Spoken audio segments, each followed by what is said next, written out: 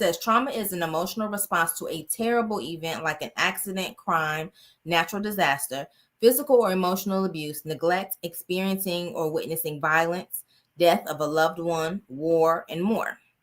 Now, while that is absolutely true, and this is what people tend to think of when they hear, oh, someone has been through trauma, but trauma is also not having enough to eat growing up. Thank you. It's not having a safe place to sleep. It's not feeling heard. It's being shushed. It's learning shame around sexuality. Trauma is not just these big ticket items. It is those things, but it is also learning that you're not good enough for some reason. And then that colors you and follows you your entire life if you don't take the pen back and rewrite that story. Trauma shows up in so many ways. It's witnessing domestic violence, not just experiencing it, but witnessing it, which then colors your relationship with conflict. It's why you avoid conflict like the plague, or you on the opposite end and you're repeating some of those behaviors.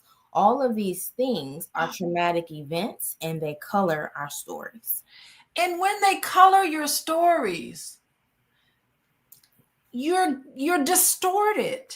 Your perception of reality is so distorted that you can't have a regular conversation with another person because the information that they're giving you sometimes is interpreted through the lens of trauma. Always. So you don't even know that a person could be telling you, someone could reach out to you and say, hey, Naquan, how you doing? I'm just checking in to see how you're doing, make sure everything is okay.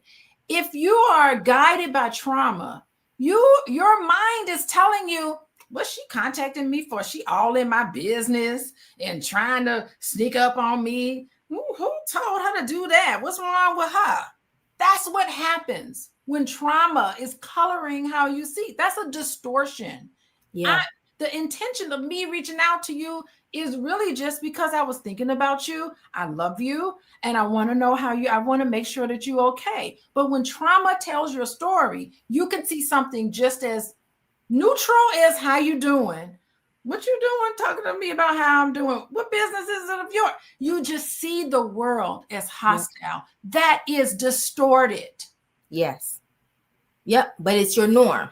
So you won't know until either you may go to therapy or you do some kind of self-help. Therapy is not the only avenue of healing, but it is one. Maybe you read some self-help books or you go to a coach or you do some kind of work to understand that there are different perspectives. Yes. That is a way for you to see, okay, wait a minute, let me reconsider, what the lens that I'm looking through.